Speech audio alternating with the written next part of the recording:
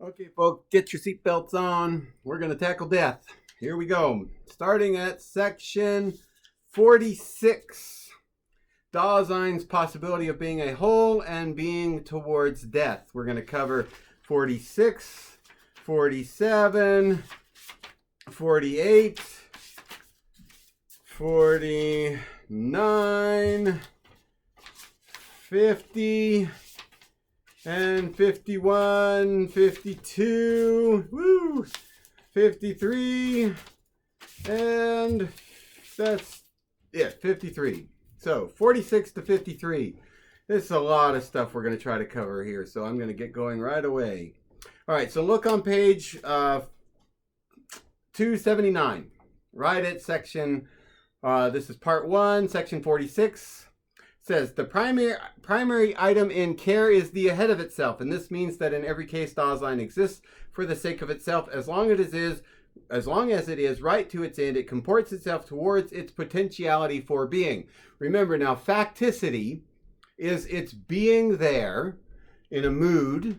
It's there. Who, the they, is there in a mood. It knows that its destiny is wrapped up in the things around it, and these things matter, and that is care, because it has something to do with what we can be. Our potentiality for being is wrapped up in the things around us. That is the primary element of care. It's that we throw ourselves into a possibility to be, right?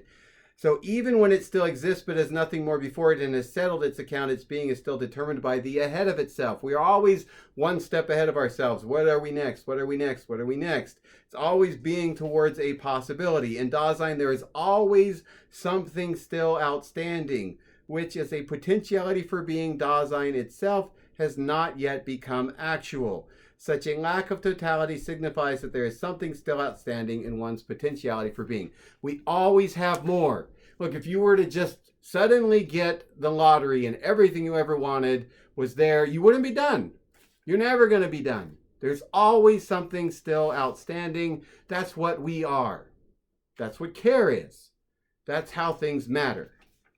So, jumping now to section 47. Because the end is always ahead of us, there's a difference between simply dying and all of that stuff. Heidegger says on page 283, this is a nice little, it's a side, it's like a sort of parentheses. One is what one does. That's what Dasein is, what it does. But now look on page 284. Here one Dasein can and must within certain limits be another Dasein. However, like we are the they. Right? We are everyone else, and everyone else is like us. But there is one place in which no one can take the place of anybody else. It is non-relational, and that is in death. No one can die for you. No one can also have your Befindlichkeit. It's your own. No one can know what it is to feel you being you. Your there is always your own. Death is always your own. It is non-relational. Heidegger says on page 284, no one can take the other's dying away from him. Dying is such a nice phrase. One of my favorite poems, it's one line. He dies inept at dying. It's a guy named Maurice Blanchot. He dies inept at dying. What could that mean? He dies inept at dying? Well, when you're bad at dying, that's what inept means, right? When you are bad at dying, you die. So what are you doing until you die? You're just really good at dying. As long as you are dying, you're not dead yet. But how old do you have to be before you start dying? As soon as you're born. In fact, what is living but dying? Dying is not death. It's living. You're still there. You're still going through it. Socrates said, philosophy is the practice of death, the practice of dying, really, right? It's dying. No one can take the other's dying away from him. That just means no one can take your Befindlichkeit from you. Your Befindlichkeit is your dying. That's what a mood is. A mood is a way of dealing with or living through or being dying. By its very essence, death is in every case mine, insofar as it is at all. and indeed death signifies a peculiar possibility of being in which the very being of one's own Dasein is an issue. Death is different from dying.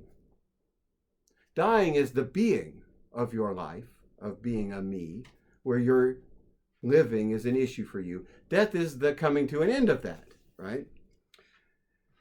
Now, death then, we're not going to mean by death here, we're going to call death now, we're going to shift gears, and dying is a way of death. And death is going to become now for Heidegger an existential term. That means it's something you experience. Therefore, the end, where you cease existing, that's not death. That's just the end. Death is something you exist through. And I'll explain that in a minute. Turn to page 286. We may formulate in 3 theses the discussion of death up to this point. 1, there belongs to Dasein as long as it is a not yet, which it will be. That is, we are always projecting ourselves into a possibility of ourselves, right? A not yet, which it will be. That which is constantly still outstanding. 2, the coming to its end of what is not yet at an end, in which it is still outstanding is liquidated, in which what is still outstanding is liquidated as regards its being, has the character of no longer Dasein. You are all the way up until the end experiencing the not yet. Not yet, not yet. There's still more for me to do. Look, when you're 95, there's still more for you to do. You're not there yet. Not yet, not yet. But finally, when it does come to an end of the what is not yet, that's just the end of Dasein. 3, coming to an end implies a mode of being in which the particular Dasein simply cannot be represented by someone else. No one can take your place on this. In Dasein, there is undeniably a constant lack of totality which finds an end with death. This not yet belongs to Dasein as long as it is. This is how things stand phenomenally. You will never feel done, is what he's telling you. There's always a not yet. It's something outstanding. And therefore, you are already your not yet. On page 289, he says, on the contrary, just as Dasein is already its not yet, and is its not yet constantly, as long as it is already its end too. The ending which we have in view when we speak of death does not signify Dasein's being at an end, but being towards the end of this entity. Death is a way to be which Dasein takes over as soon as it is. As soon as man comes to life, he is at once old enough to die. Death is a way to be. This is an important phrase. Death is a way to live. Authenticity depends on understanding how to be your death. Look on, now we're jumping to section 49. Death in the widest sense is a phenomenon of life. Life must be understood as a kind of being to which there belongs a being in the world. Only if this kind of being is oriented in a privative way to Dasein can we fix its character ontologically. Go to section page 291. I'll explain that, but death in the widest sense is a phenomenon of life. That is what we want to understand. It's a phenomenon of life. Here, let me say it this way. Okay, what if an angel were to suddenly come to you? An angel or a daimon, a spirit being from the other world, and were to say, hey, guess what? You have 5 minutes more on this planet, 5 more minutes, and then it's over. You're done. The end.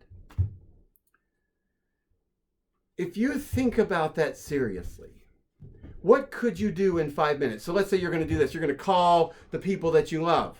You say you're stuck in your class and you're like, oh, 5 minutes, I'm going to die. Okay, I'm going to call, and you call, and you're like, Mom, I love you so much, Mom. And she's going to be like, what the heck is the matter with you? You say, Mom, I love you. I'm going to die in 4 minutes and 23 seconds. Okay, but what if this happens? What if you call your mom to tell her that you're going to die and she doesn't answer? And you just get a message on the phone.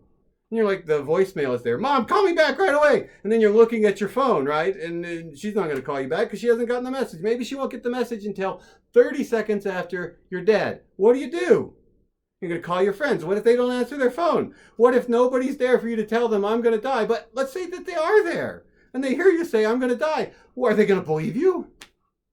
No, they're not going to believe you. They're going to be like, you're crazy. And you're going to say, no, really? And you're going to be crying. I'm dying. Really? I'm going to die in 5 minutes. And they'll be like, shut up. You're such an idiot. And you say, no, look, I love you. And they say, oh, that's so cute. And then you're dead. What did that 5 minutes do for you? Like, if you stop and you think about it, if you're told you have 5 minutes left to die, is there anything you can do to suddenly make your crappy life worthwhile? No, you're stuck with what you are. That's it. There's nothing you can do in that 5 minutes to suddenly turn everything around. Like, you're going to call everybody and say, I'm sorry, and suddenly your life is better now. Right? Are you going to suddenly go win the lottery and be able to spend that money? No, 5 minutes, you don't have time for that. There is nothing that you can do when you have 5 minutes left if you haven't already done it. That's it. You're done. Okay, but what is death?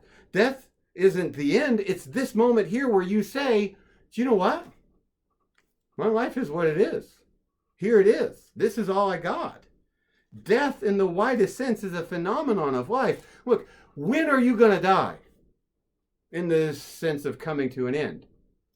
You don't know. Could be right now. Could be in 5 minutes. Death could come at any time. It's like a genuine possibility at any time. I used to have a teacher at the University of Chicago. He would start class every day. He was once the poet laureate of the United States. He'd come to class, and he was this old dude. He looked like death. And he would say, he'd look at all of us. We were reading the plays of Samuel Beckett, really sad and depressing stuff. And he'd say, today, I just might die. And then he'd get really awkwardly silent. And then he'd kind of laugh like, and we expected, he probably would die. And you know what? He did die. Not while we were in class, but about a year later. And when he died and I heard about his death, first thing I thought was, yeah, he would start every day with class saying, today, I might die. And he did. And you know what? Today, I might die. You might die. You may not live to see tomorrow. Look, this is a sad moment in the state of the world where we have a pandemic in which people 2 weeks ago thought they had the rest of their lives ahead of them, and now they're dying alone in a hospital bed with a raspy, pneumonia-filled lungs. And they're going to die. And they're going to die all alone because they got this virus that nobody else wants to get. But you know what? Nobody can take your dying from you. And death is a possibility at any moment. And when you face that, how do you feel? Anxious. Anxiety. And what do you do about that? You turn from it. That in the face of which we feel anxious is death, not the end, but the possibility of the end. That death is a possibility at any given moment. And what is Dasein but caring over its possibilities? But as long as you think you have possibilities other than death, you're fooling yourself, because there is only one possibility you will never outstrip, and no one can take it for you. No one can do it in your place, and that is dying. Dying is that possibility that is Dasein's own. Can never be someone else's. No one can ever do it in your place, and it can't be outstripped. You can't outrun it. You can run from it, but all you're going to do when you run from death is run to them. And that is a falling which is tempting, and it's tranquilizing, and it's alienating. And now we can understand why it's tempting, tranquilizing, and alienating. Because nobody wants to think about the possibility of dying. No one wants to embrace that. When you realize deeply and genuinely that at any moment you could die, that dying is your own most possibility, it causes tremendous anxiety. And you would rather run to your Insta-snap of Face-a-Chat. And idle talk and curiosity and ambiguity are a whole lot easier to deal with than dying. But dying is what you have to be willing to face, despite the fact that it makes you incredibly anxious, if you ever want to approach authenticity. So here we turn to page 291. Now just remember, on 290 he said, death in the widest sense is a phenomenon of life. All living things are dying. And it comes at any time. Whenever it comes at its choosing, you are not in control. And it is your own most possibility, and it is your ultimate possibility. And you will never outrun it. So look on page 291, he says, Dasein too can end without authentically dying. We can end like they do. Though on the other hand, as Dasein, it never simply perishes. You don't just stop. We designate the intermediate phenomenon as demise. Demise is that dying like they do, coming to an end inauthentically. Let the term dying stand for that way of being in which Dasein is towards its death. Only authentic Dasein is dying, and authentic Dasein is always dying. If you're not dying, you're inauthentic, and you're going to come to a demise, but that's a sad way to go, because that's what they do. Look, now we go to section 50. So what we want to know is, how do we live our lives dying? What does it mean to be living a life that is dying? Because that's authenticity. That's where it's at.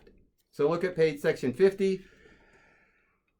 In the phenomenon of death, what we were worried about is, how can we be towards death? He says, we have seen that care is the basic state of Dasein, right? That things matter. Conspicuousness, obstinacy, obtrusiveness, these are all parts of equipmentality, and they're ready to hand. And the world, it breaks down, and what they give us is a ready to hand kind of care that we suddenly like to take over because it's tranquilizing. It's tempting, right? So we have seen that care is the basic state of Dasein. This is on page 293.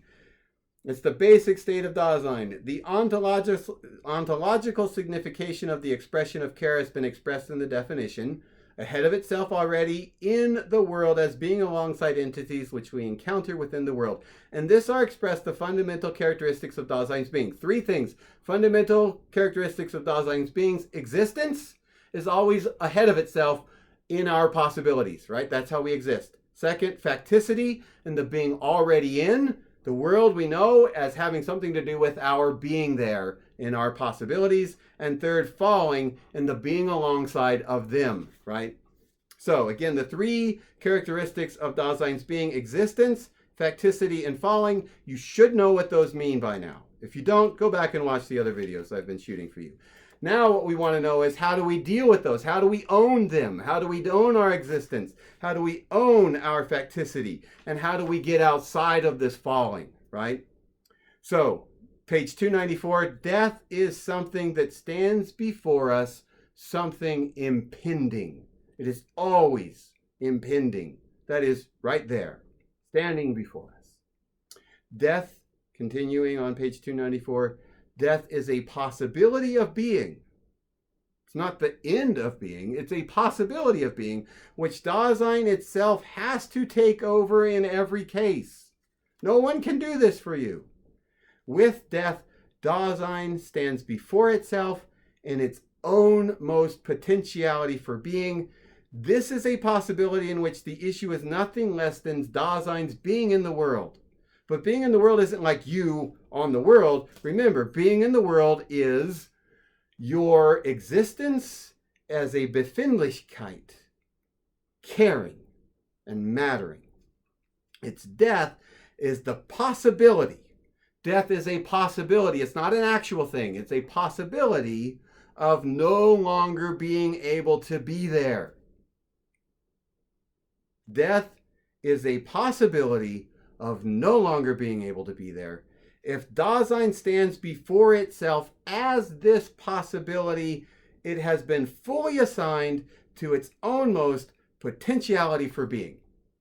If you can look your death squarely in the face, embrace it with all the anxiety that it brings, hold to it in the sense that we're going to give, that's when you have the chance of being authentic. This own most non-relational possibility is at the same time the uttermost one. Still on page 294, as potentiality for being Dasein cannot outstrip the possibility of death, death is the possibility of the absolute impossibility of Dasein. Thus, death reveals itself as that possibility which is one's own most, which is non-relational and is not to be outstripped. It's the possibility that makes you your own. You own yourself. It is non-relational. The they is gone at death, and you can never flee from it. You're going to run, but you'll never get away. And you're always carrying death with you, whether you like it or not. So look on page 295. Being towards the end is the way that you become authentic. Being towards the end. Now, this doesn't mean this. Ask yourself, what do I want to do before I die? Oh, let's go get all those things done. I mean, that could be a start, but that's not it. Being towards death means that you embrace and hold on to the possibility that this could be my last day on earth.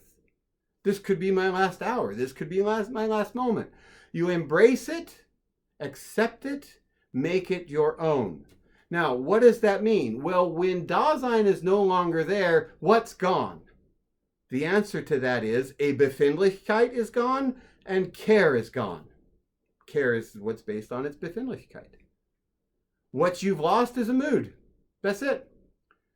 Look, in 100 years, here's another way to think about this, to bring this home. Right now, here I'm going to say it this way. Right now, in some old folks' home, there is someone who is dying, who's on their last breath.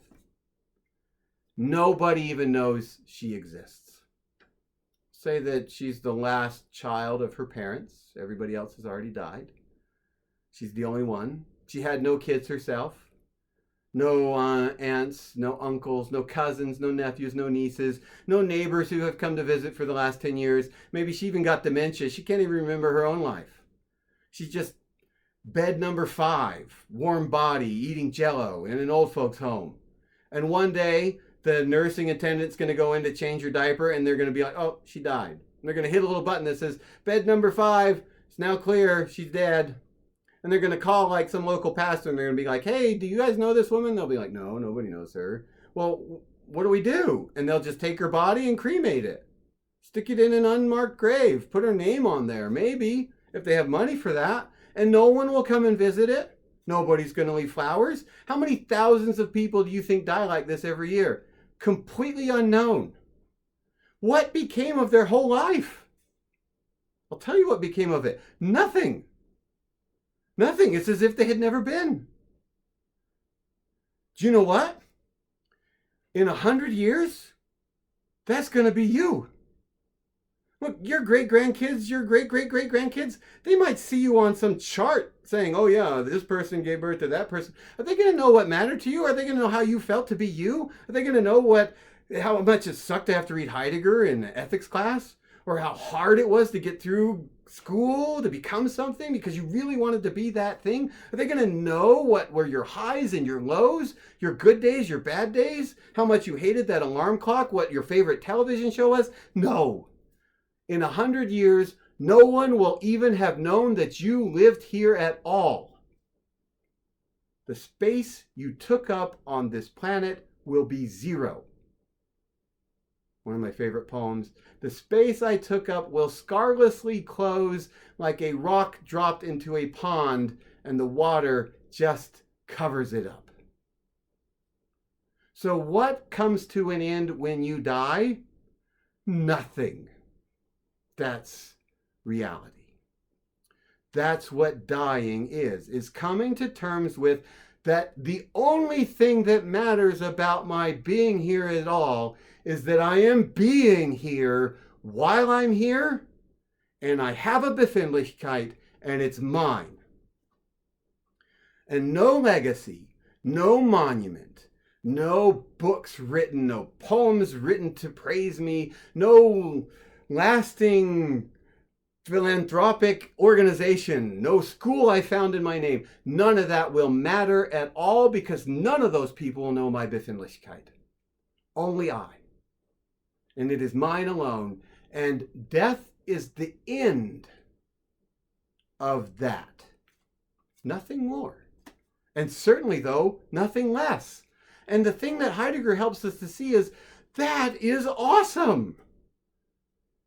While you are here, when you are here, for as long as you are here, you're there. Nothing else in this planet gets to be it's there like we. But that's all we are. Being towards death, now we're on page 295.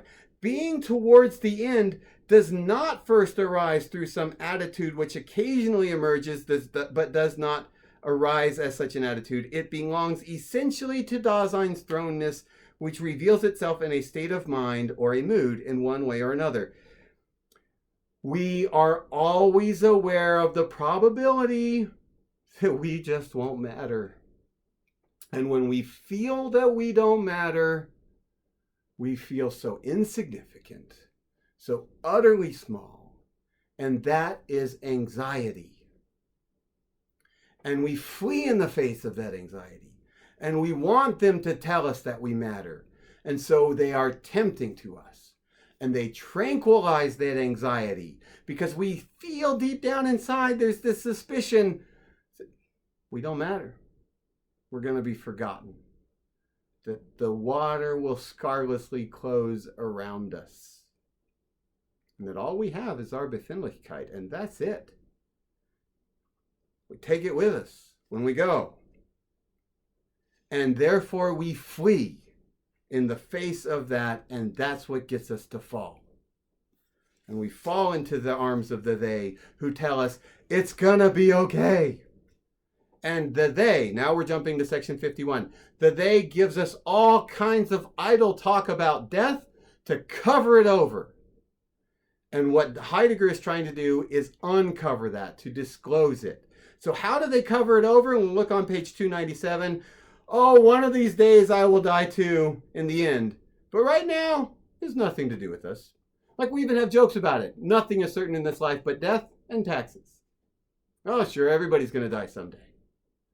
And then we just cover that up and get on with life. We don't want to think about death, really. So death, he says, middle of 297, death gets passed off as always something actual. Its character as a possibility gets concealed, and so are the other two items that belong to it, the fact that it is non-relational and that it is not to be outstripped. Death becomes just something everybody does. And it's that thing that happens to you, not the thing that you experience and live with.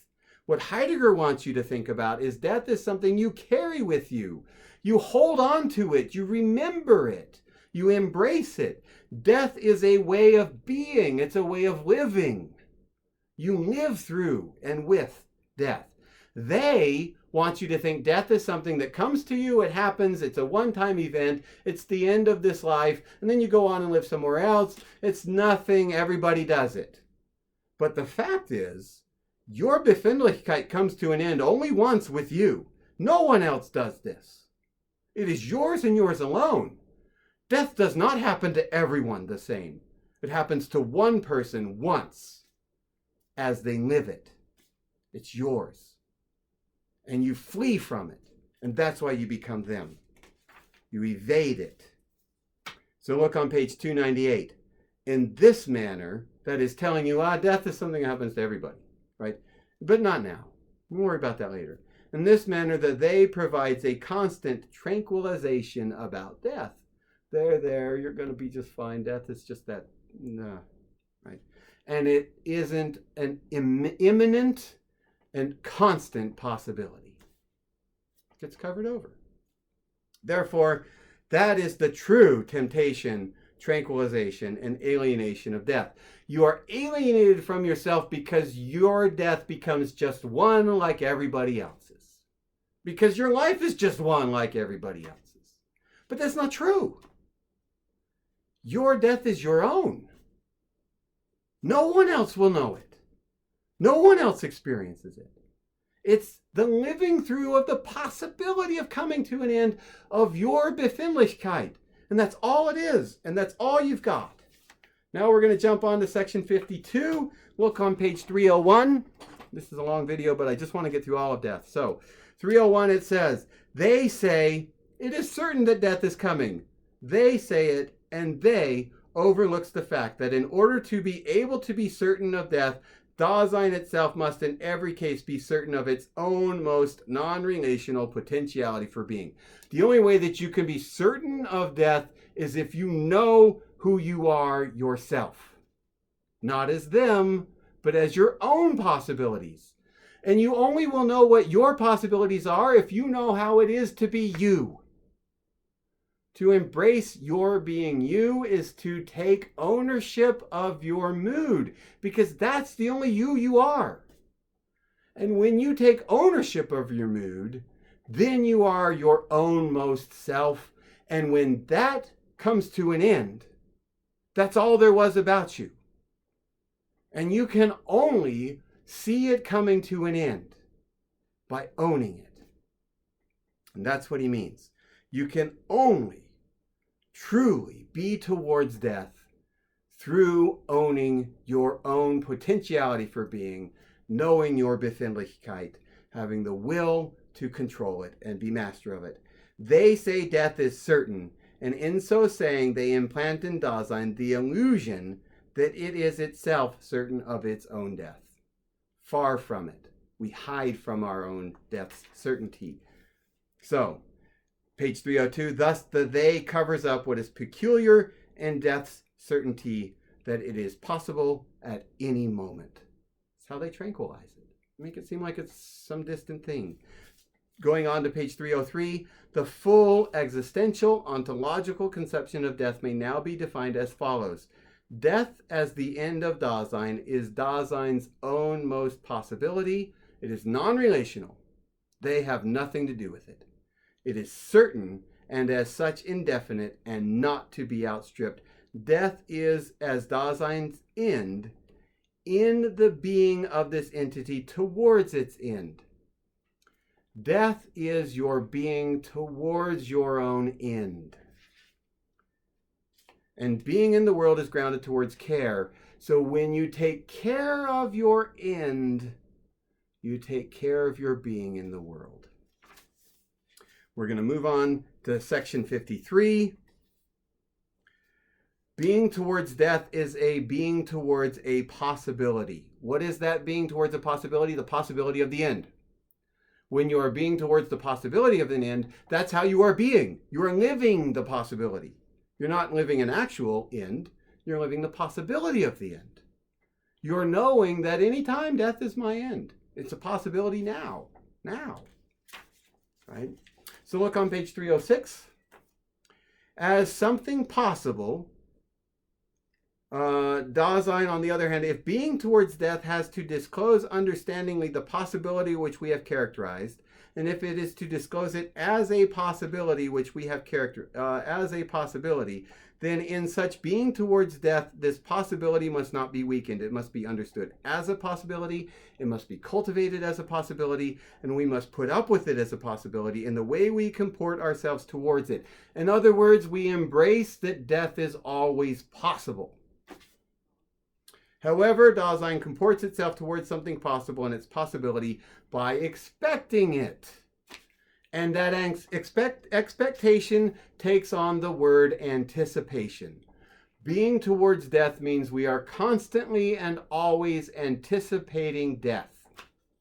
And that's a way of being. It's a way of living. The closest closeness which one may have in being towards death as a possibility is as far as possible from anything actual. This is on the bottom of page 306 to 307. This isn't something actual out there. It's a possibility. The more unveiledly this possibility gets understood, the more purely does the understanding penetrate into it as the possibility of the impossibility of any existence at all. Death as possibility gives Dasein nothing to be actualized. Nothing which Dasein is actual could itself be. It is the possibility of the impossibility of every way of comporting oneself towards anything, of every way of existing. In the anticipation of this possibility, it becomes greater and greater. That is to say, the possibility reveals itself to be such that it knows no measure at all, no more or less, but signifies the possibility of the measureless impossibility of existence. In accordance with its essence, this possibility offers no support for becoming intent on something, picturing to oneself the actuality which is possible and so forgetting its possibility. Being towards death as anticipation of possibility is what first makes this possibility possible and sets it free as possibility. Okay, you just need to reread and reread that paragraph. Starts from 306 to 307. See if you can't figure it out. I might have to shoot another video to explain this, but we're going to move on. Anticipation turns out to be, this is the next paragraph, and right at section 263, anticipation turns out to be the possibility of understanding one's own most and uttermost potentiality for being. That is to say, the possibility of authentic existence. Anticipation is authenticity. What are you anticipating? The possibility of the utter and complete impossibility of being there at all. The end. And when you anticipate that, you can own your Befindlichkeit, because you very rapidly realize nothing matters except that you choose to be this miraculous thing of being there. And that's all that you are. And it will come to an end when you come to an end. And it is only to the extent that you are.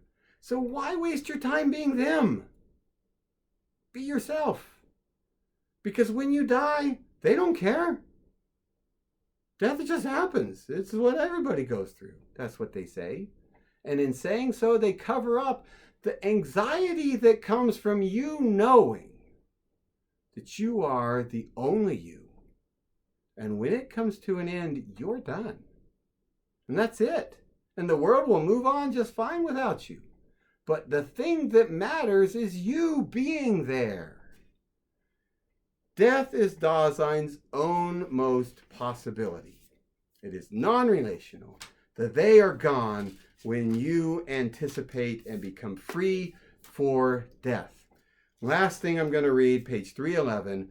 We may now summarize our characterization of authentic being towards death as we have projected it existentially. Anticipation reveals to Dasein its lostness in the they self. When you realize that you're coming to an end and that Befindlichkeit is all you got, you see how stupid that dumb iPhone is, and all those Instagrams, and all those Facebooks, and all those Snapchats. Stupid. What a waste. You've been them for too long. And when you die, they don't care. So, death and anticipation of death reveals to Dasein its lostness in the they self, and brings it face to face with the possibility of being itself. Be something other than they, for heaven's sake, because you're going to die. Primarily unsupported by concernful solicitude, but of being itself rather in an impassioned freedom towards death. When you realize that all of that they stuff doesn't matter because it's going to come to an end, you're free to be what you want to be. You're free. You're free towards death. A freedom which has been released from the illusions of the they, and which is practical, it is certain of itself, and it's anxious. Nobody can take that anxiety away from you, but when you are free towards death, you embrace your anxiety and you own it. And then you figure out how to master it. Unfortunately, our time is up, but we're going to go on to Spinoza, and I'm not going to leave this stuff out. We're going to see how Heidegger prepares us. If you can really wrap your minds around freedom towards death and owning in a factical, certain way your anxiety, when you can master that mood, then you can choose to be what you choose to be, not what they want you to be. And you are free from them and will stop falling. And that is all I have to say now about Heidegger. And so I will talk to you later, probably tomorrow, and we're going to introduce the most wonderful philosopher I've ever read, Spinoza. Bye-bye.